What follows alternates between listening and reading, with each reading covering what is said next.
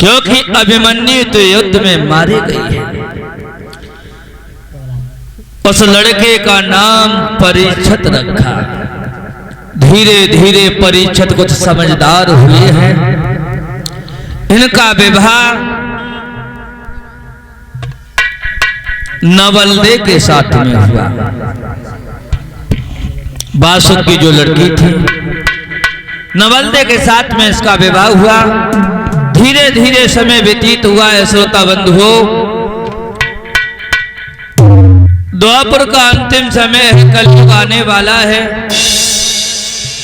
एक दिन भगवान कन्हैया सभी पांडवों से कहने लगे हैं, देखो हमारा अब अंतिम समय है, हमें जाना चाहिए। पांडव लोग कहने लगे, प्रभु हमारा क्या होगा? जवाब दिया, तुम हिमालय में जाकर के गल जाओ। द्रौपदी सहित पांचों भाई हिमालय में गल गए। कलयुग के पहले राजा महाराज परीक्षित।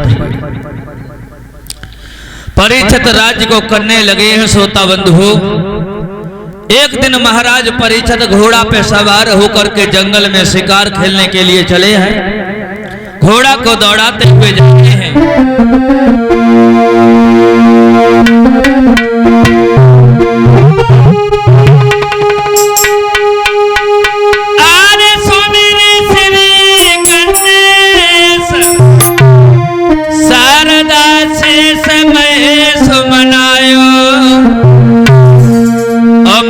पिता को सुमिरन करके तेगा उठायो।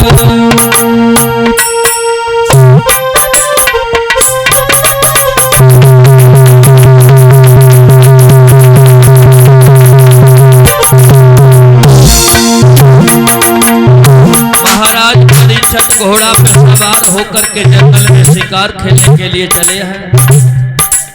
घोड़ा को दौड़ाते हुए जब जा रहे हैं,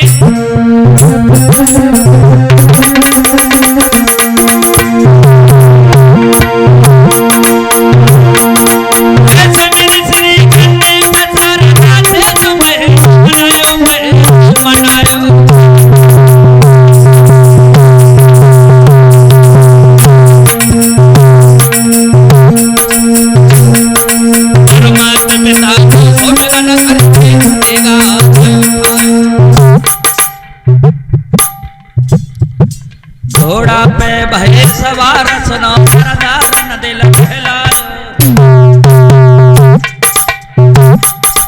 है विकट बनी में जब राजा घुस आयो।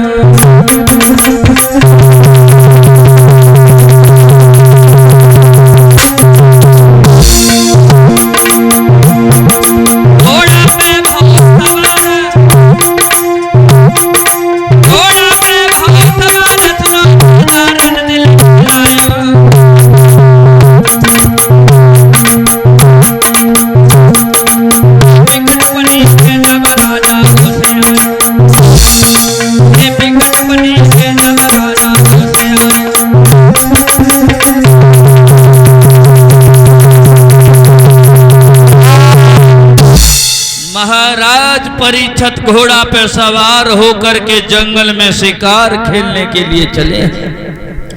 घोड़ा को दौड़ाते हुए जा रहे हैं। एक हिरन का पीछा किया है, बहुत अंदर वन में चले गए। क्या देखा है कि सामने से गाय और बैल आ रहे हैं। गाय आवाज लगा रही है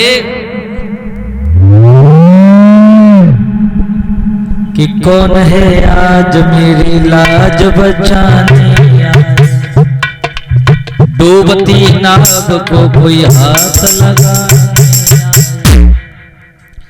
गाय और बैल की दर्द भरी पुकार जब महाराज परीक्षित के कानों में पहुंची तो महाराज परीक्षित ने अपने घोड़ा को रोक दिया।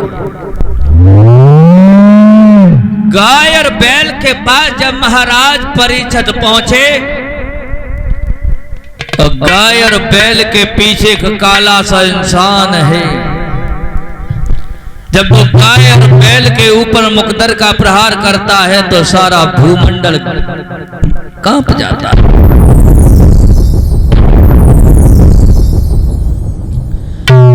महाराज परीक्षित कहने लगे, अरे दोस्त, हमारे हिंदुओं में जिस गाय की पूजा की जाती है, आज तू उस गाय के ऊपर हाथ उठा रहा। आज हम तुझे जिंदा नहीं छोड़ेंगे। और गाय के पास पहुंचे महाराज परीक्षित कहने लगे, आप कौन हो और आपको ये कौन मार रहा है? जवाब दिया, महाराज बोलो, आप हमें गाय समझ रहे हो? हाँ, मैं गाय नहीं हूं। कौन हो? जवाब दिया, सुनो महाराज। और बोली है गाय कि मैं गाय नहीं हूं पृथ्वी पति, और मैं ही पृथ्वी कहलाती हूँ।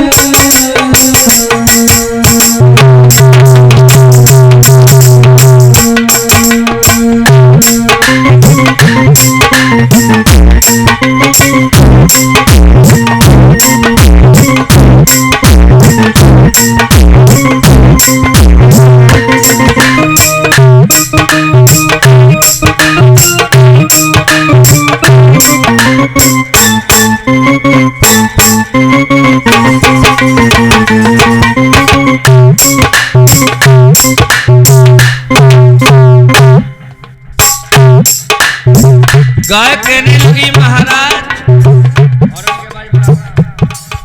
आप हमें गाय समझ रहे हो, लेकिन मैं गाय नहीं हूं।